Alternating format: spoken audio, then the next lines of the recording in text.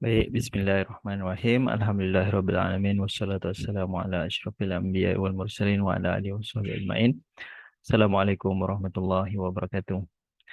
Jadinya pada kali ini cikgu nak cikgu nak berkongsi satu topik yang mana topik ni dipanggil sebagai kecenderungan memusat. Okey, sukatan kecenderungan memusat. Dia sebenarnya macam ni uh, soal apa nama topik ni dia nampak macam tak tahu, tak ada idea lah sebenarnya macam mana cara kita nak buat topik ni.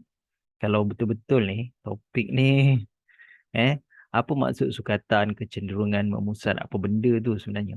Dia macam ni, sekiranya kita ada dalam satu kelas, para pelajar dekat dalam kelas tu mungkin ada 30 orang ataupun 40 orang. Jadi bagaimana seorang guru kelas dia pilih seorang pelajar mewakili wakil kelas ataupun dia jadi ketua kelas. Macam mana caranya? Ada setengah cikgu dia menggunakan kaedah undi. Jadi para pelajar yang pilih, siapa majoriti, dialah jadi wakil kelas ataupun jadi ketua kelas. Ini daripada banyak orang, kita pilih satu orang untuk mewakili semua orang dalam kelas tu. Ah, Jadinya ada juga cikgu sekolah, cikgu kelas, kita pilih pelajar yang aktif. Maksudnya dia ni terlibat dalam mana-mana persatuan. Okay? Dia ni boleh bercakap kat depan. Dia jadi wakil kelas. Ada setengahnya pula dia tengok siapa yang paling pandai, markah paling banyak, ataupun siapa yang paling pandai, dia jadi wakil kelas. Jadi dekat situ ada tiga cara. Daripada 30 orang ataupun 40 orang, macam mana cikgu kelas pilih seorang untuk jadi wakil kelas ataupun ketua kelas? Nombor satu, dengan cara undi. Siapa yang popular, siapa yang popular dia yang jadi wakil kelas, ketua kelas. Yang keduanya, siapa yang aktif berpersatuan, dia aktif macam-macam pertandingan dia masuk. Dengan sukan apa semua sekali, dia boleh jadi wakil kelas. Itu kaedah kedua. Kaedah ketiga ialah dengan cara siapa yang paling pandai. Cikgu tengok markah. Siapa yang dapat nombor satu, dia jadi ketua kelas atau wakil kelas. Jadinya daripada 40 orang, hanya pilih satu untuk wakil bagi kelas tersebut lah. Sama juga dengan sukatan kecenderungan memusat ni.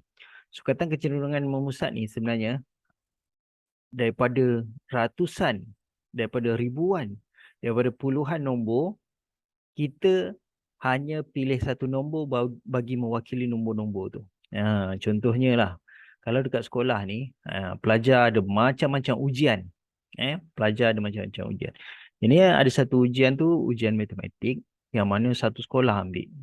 Pelajar tingkatan 5 lah. Pelajar tingkatan 5, semua ambil. Ini pelajar tingkatan 5 ni ada 200 orang. Katakanlah pelajar tingkatan 5 ada 200 orang ambil ujian matematik. Jadi dekat situ ada 200 markah. 200 markah. Kalau per 100 tu ada yang dapat 10, ada yang dapat 30, ada yang dapat 80, ada yang dapat 90, ada yang dapat 60 kan. Jadi dekat situ ada banyak data, ada banyak markah, ada 200 markah. Jadi kalau cikgu kelas ni ataupun cikgu matematik tu, dia nak pilih satu nombor bagi mewakili berapa markah matematik pelajar ni.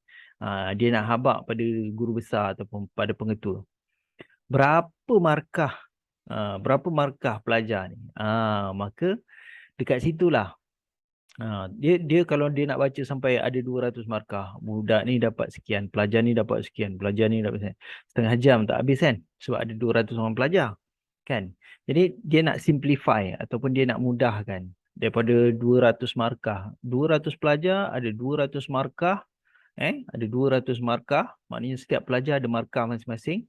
Jadi nak mudah, berapa markah yang mewakili pelajar kat sekolah tingkatan 5 ni? Maka lahirlah satu kiraan yang dipanggil daripada banyak markah. Kita nak pilih satu markah ataupun daripada banyak nombor, kita nak pilih satu nombor. Jadinya dengan cara yang pertama kita panggil cara mod. Okey. Cara yang kedua kita panggil sebagai cara median. Median. Okey. Dan cara yang ketiga adalah kita panggil secara mean. Cara mean. Okay. Ini semua adalah cerita pasal nombor yang banyak. Kita nak simplifykan nombor yang banyak ataupun data lah. Nombor-nombor ni data lah. Data-data yang banyak, nombor yang banyak. Contohnya macam tadi lah.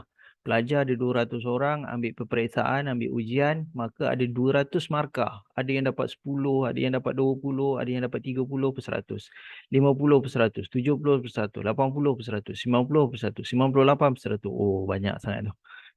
Jadi, daripada banyak data-data, daripada banyak markah-markah tu, berapa markah pelajar secara keseluruhannya? Ambil satu markah. Ini kita nak kira markah-markah pelajar ni supaya dia jadi satu markah yang mewakili semua markah tersebut dengan 3 cara. Nombor 1 cara mode, nombor 2 cara median dan nombor 3 cara mean. Itulah maksud sukatan kecenderungan memusat. Itulah maksudnya sukatan kecenderungan memusat. Cuma itu dari segi ini dari segi banyak data, pilih satu data. Okey. Yang keduanya dalam topik ni kita belajar macam mana daripada data-data tu kita boleh buat carta pie, carta palang, plot titik, plot batang dan daun. Lagi satu jadual kekerapan. Yang ni. Yang inilah. Kita nak belajar membaca ataupun menganalisa. Kita nak membaca ataupun menganalisa carta pie, carta palang, plot titik, plot batang daun, jadual kekerapan. Kadang-kadang kita kena buat pun benda tu. Okey? Okey, jadinya sekarang mari kita tengok. Ya, kita tengok. Jom kita tengok. Okey. Jadinya sekarang ni nampak ni mode. Dekat sini ada apa? Okey, dekat sini ada mode, mean, median. Mode, mean, median dekat sini. Mode, mean dan median. Jadinya contoh, nyatakan mode bagi setiap set yang berikut. Okey, mode tu apa? Inilah maksud mode. Mode bagi satu set data ialah nilai yang paling tinggi kekerapannya. Ataupun dalam bahasa mudahnya ialah nombor yang suka keluar. Nombor yang selalu keluar. Jadi dekat sini kita tengoklah. Nombor yang selalu keluar ni. Dia kata nyatakan mod. Jadi nombor mana yang banyak selalu keluar? 4, 5, 2, 3, 4, 4, 5. Jawapannya adalah 4 ni. Ini adalah 4. 4 ni keluar 3 kali. 4 keluar 3 kali.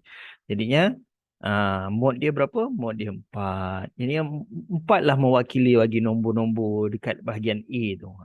4 lah mewakili semua nombor-nombor tu. Okey. Yang B ni MNL, MLLLP. Jadinya kita tengok. Oh, dekat sini macam LLL je ada banyak. L ada 1, 2, 3, 4. Yang B ni maksudnya mod dia adalah L lah. Mod dia ada L. Okey. Yang sini pula kopi teh, kopi susu, kopi susu, teh susu, teh. Kita tengok. Kopi ada berapa? Kopi ada 1, 2, 3. Kopi ada 3. Teh ada berapa? 1, 2, 2 je. 3. 3 juga. Susu ada berapa? Susu ada 2. Jadinya dekat situ kopi dengan teh dia mod dia tertinggi lah. Kopi dan teh ni yang selalu keluar. Kopi dan teh ni yang selalu keluar. Dekat sini ada 2 jawapan. Kopi dan teh. Okey. Dekat sini ada 2 jawapan. Kopi dan teh. Sebab kopi tu ada 3. Teh pun ada 3 juga. Ini kopi dan teh. Cuba tengok yang ni. D. 2, 4, 6, 8, 10. Dekat sini tidak ada kekerapan. Dekat sini tak ada kekerapan. Semuanya nombornya beza-beza. Jadi tidak ada mod. Tidak ada mod. Macam tu. Jadinya rupa-rupanya kita belajar mod min median ni daripada banyak data, daripada banyak nombor, kita pilih satu nombor mewakili nombor yang banyak tu. Itu je lah. Jadi kita dah faham sekarang ni. Mari kita tengok contoh yang kedua pula. Okey. Sekarang ni. Sekarang ni kita nak tengok berkaitan dengan median. Cuba para pelajar baca sikit median ni. Para pelajar baca sikit median ni. Ini median. Okey. Jadi median bagi set data dengan bilangan data yang ganjil ialah nilai data yang berada di tengah-tengah. Manakala median bagi set data dengan bilangan data yang genap ialah nilai purata bagi dua nombor di tengah-tengah data yang telah disusun mengikut tertib menaik ataupun menurun. Jadi kita nak senang cerita macam ni. Median ni nombornya di tengah-tengah. Nombornya di tengah-tengah. Kalau nombor tu bilangan dia ganjil, dia memang betul-betul ambil satu nombor dekat tengah-tengah. Tapi kalau bilangan nombor tu genap, dia ambil dua nombor kat tengah-tengah, dia bahagikan dengan dua. Itulah yang paling penting. Median maksudnya adalah kita cari nombor kat tengah-tengah. Kita cari nombor kat tengah-tengah. Kalau nombor kat tengah-tengah tu ada satu je, itulah nombornya. Kalau nombor dekat tengah-tengah tu ada dua nombor, kita tambahkan dua nombor tu, bahagikan dengan dua. Biasanya nombor genap kita kena ni lah bilangan nombor tu genap, maka kita kena tambah dua-dua yang kat tengah tu, kita bahagikan dengan dua. Okay. Jadi yang median ni kita cari nombor tengah. Tapi dengan syarat tau. Dengan syarat. Kita kena susun. Yang paling penting sekali dalam median ni, kita kena susun. Susun mengikut tertib, menaik ataupun menurun. Okay. Cuba kita tengok contoh ni.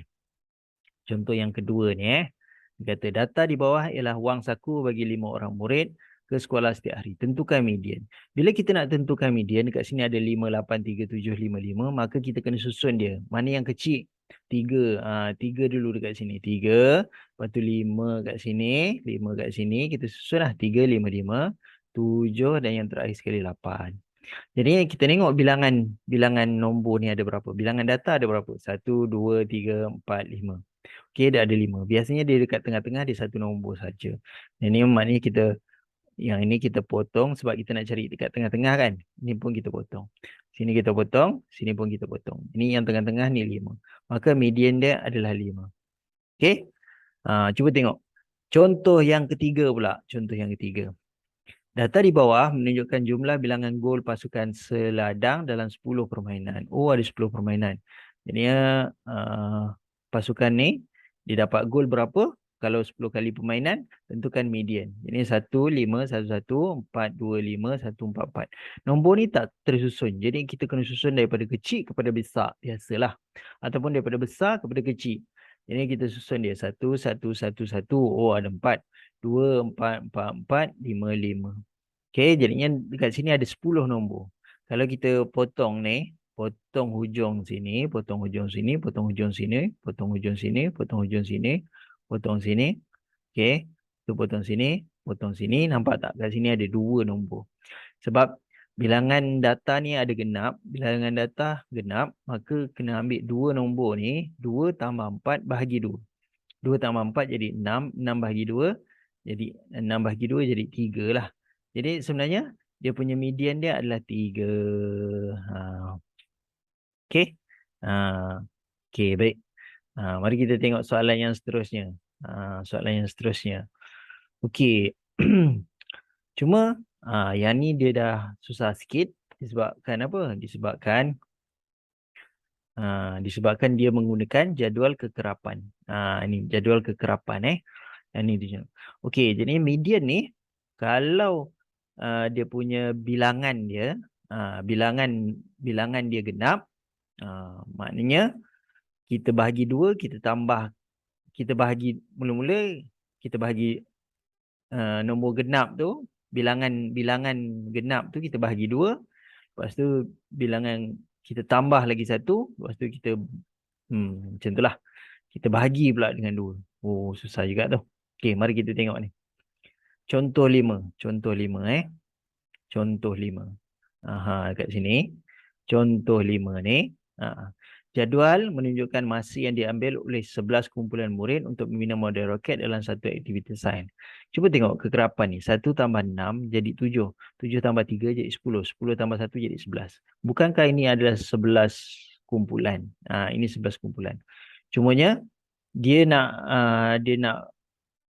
buat roket tu, ada satu kumpulan buat roket tu dalam masa 10 minit ni. Ada satu kumpulan lagi, 6 kumpulan, minta maaf. 6 kumpulan buat roket, model roket lah, buat origami roket lah kan. Dalam masa 20 minit. 3 kumpulan 30 minit. Satu kumpulan lagi 40 minit nak buat. Dia kata. Lepas tu dia suruh tentukan median jadual kekerapan. Kita dah tahu dah. Okey. Kita dah tahu dah. Dia punya apa nama? Dia punya ni 11. Sebab dia 11 kumpulan. 1 tambah 6 tambah 3 tambah 1. Jadinya dia ada 11. Jadi cuba kita tengok. Kalau bilangan data ataupun bilangan kumpulan tu ganjil, maka kita jadikan dia genap. Jadinya macam ni. 11 tambah 1 jadi berapa? 12 bahagi 2. So jawapannya 6. Jadi dekat sini kita tengok data ke-6 yang mana. Ini data pertama, ini data kedua sampai data ke-7. Ini data ke-8 sampai data ke-10. 8, 9, 10. Ini data ke-11 kan. Kat mana 6? Jadi dia data ke-6. Data ke-6 tu maksudnya dia dekat sini. Sebab kat sini daripada data kedua sampai data ke-7 ada dekat sini data ke-6. Maka dia punya median dia adalah 20 minit. Maka dia punya median dia adalah 20 minit. Faham tu? Okey, mari kita tengok pula yang kalau data ni dia jadi genap. Dia jadi genap. Okey, nampak Okey, jadi sekarang ni jadual menunjukkan masa yang diambil untuk menjawab teka silang kata oleh 12 kumpulan. Macam mana 12 kumpulan ni? Okey, 12 kumpulan murid dalam aktiviti Persatuan Bahasa Melayu. Jadinya diorang ni buat teka silang kata lah, buat satu pertandingan teka silang kata. Ada 2 kumpulan boleh selesaikan dalam masa 10 minit. Itu maksud dia. 4 kumpulan lagi boleh selesaikan dalam masa 20 minit. 5 kumpulan selesaikan dalam masa 30 minit.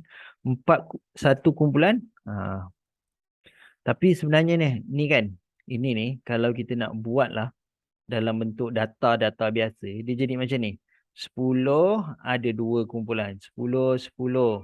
Lepas tu 20, 20, 20, 20. Ini ya. 20 ada 4. Lepas tu 30 ada 5. Tambah lagi. 30, 30, 30, 30, 30. 1, 2, 3, 4, 5. Ada 5. Dan satu lagi 40. Itu kalau kita pecahkan data tu kepada satu-satu nombor lah. Jadi satu-satu nombor. Jadi dekat sini ada 12 nombor. Tapi dengan ada jadual kekerapan ni, maknanya dia dah simplify ataupun dia dah permudahkan. Okey, dia dah permudahkan, dia buat dalam bentuk jadual saja. Jadi mudah. Jadi kita tahu dia ni ada 12 kumpulan. Ingat, kalau 12 kumpulan, mula-mula 12 bahagi 2 dapat 6. Dan satu lagi, 6 tu tambah dengan 1. Jadinya data ke-6 campur data ke-7 bahagi 2. Macam tu Jadi dia kata tentukan median bagi jadual kekerapan ni. Kita tahu 12 dia punya ni. 2 tambah 4 tambah 5 tambah 1 jawapannya 12. Okey, sebab ada 12 kumpulan. Jadi kalau 12 bahagi 2 jawapannya 6. Lepas tu 6 kena tambah 1 jawapannya 7. Jadi data ke-6 data 6 campurkan dengan data 7, data yang ke-7 bahagi dengan 2. Jangan 6 tambah 7, bukan 6 tambah 7. Dia data ke-6 campur data ke-7. Data ke-6 campur data ke-7 baru bahagikan. Bukan 6 tambah 7, tak. Jadi kita tengok sini. Ini data pertama sampai data kedua. Okey. Ini 2 tambah 4 jadi 6. Ini adalah data ketiga sampai data ke-6. Ini 6 campur 5 jadi 11 lah. Ini daripada data ke-7 sampai data ke-11 dan ini adalah data yang ke-12. Nampak tu? Ini ada 2, 1, 2. Ini ada 4, 3, 4, 5, 6. Kat sini 7, 8, 9, 10, 11. Kat sini 12 je lah sebab dia ada 1. Jadinya kita tahu 12 bahagi 2 dapat data ke-6. Lepas tu 6 ni tambahkan dengan 1. Jadinya data ke-7. Data ke-6 mana? Data ke-6 dia di sini. Maka kita ambil data ke-6 ni 20. Maka data ke-6 tu kita ambil data ke-6 kita ambil 20 lah. Data ke-6 kita ambil 20. Lepas tu data ketujuh ada 30 pula. Sebab data ketujuh dia dekat sini. Jadi yang sekarang ni, untuk cari median 20 tambah 30 bahagikan dengan 2. 20 tambah 30 bahagi 2, jawapannya adalah 25. So, median adalah 25. Jadinya median dia adalah sama juga dengan 25. Faham tu? Mari kita tengok pula. Jadinya dalam median ni kita belajarlah macam-macam macam-macam graf, macam-macam apa jadual. Yang ni dipanggil jadual kekerapan tau. Yang ini dipanggil sebagai jadual ke kera kekerapan. Ini jadual kekerapan. Ini pun sama juga jadual kekerapan. Yang ini, yang ini dipanggil apa? Plot titik, graf plot titik. Graf plot titik. Ini, yang ini dipanggil sebagai graf plot titik. Graf plot titik. Semua ni cerita pasal median. Jadinya dia kata hitung median bagi situasi di sebelah. Plot titik menunjukkan jumlah bilangan kehadiran murid ke perpustakaan dalam masa 6 hari. Jadi 6 hari Jadi kita tengok. Hari yang pertama 2 orang pergi perpustakaan. Hari yang kedua ada 1, 2, 3, 4. Jadinya hari yang pertama 2. Ini 4. Ini hari yang ketiga 1, 2, 3, 4. 4 lagi. Hari yang keempat ada 2. Hari yang kelima ada 0. Hari yang keenam ada 1. Jadinya 2, 4, 4, 2, 1. 2 tambah 4 jadi 6. 6 tambah 4 jadi 10. 10 tambah 2 jadi 12. 12 tambah 1. 0 tambah 1 jadi 13 lah ni. Ini dia punya kekerapan dia. Ada 13. Jadinya dia suruh cari median. Hitung median. Median. Jadinya median ni senang saja. Kalau dia punya kekerapan dia ganjil, kita tambah 1. Ini 13 tambah 1 per 2. So kita dapat 7. Jadi cari data ketujuh. Data ketujuh nak cari macam mana? Kira ni. 1, 2, 3, 4, 5, 6, 7. Oh, data ketujuh dekat sini ya. Data ketujuh kat sini. Maka kita ambil jawapan ini 3. Median adalah 3. Median adalah 3. Jangan ambil 7 ni. Dia adalah kekerapan yang ketujuh. Tapi kita ambil dia hari yang ke apa? Hari yang ke berapa? Okey. Faham Dan satu lagi soalan. Satu lagi soalan. Sebelum cikgu habiskan tentang media ni. Yang ini pula namanya adalah carta palang. Carta palang. Yang ini namanya carta palang ni. Yang ini carta palang. Okey, carta palang menunjukkan bilangan kupon makanan yang telah dijual oleh guru kelas tingkatan 2S sepanjang hari Okey. Jadi kita tengok, kekerapan. Kita tengok kekerapan ni. Ini 1. Lepas tu ini 3. Ini berapa? Ini 6. Okey. Ini berapa ni? Ini 4. 4 lah. Dan yang terakhir sekali ini 2. Cuba buat. 1 tambah 3 tambah 6. Jadi 10. Tambah 4 jadi 14. Tambah 2 jadi 16. Jadi jumlah kekerapan dia ada 16. Ni cerita kekerapan.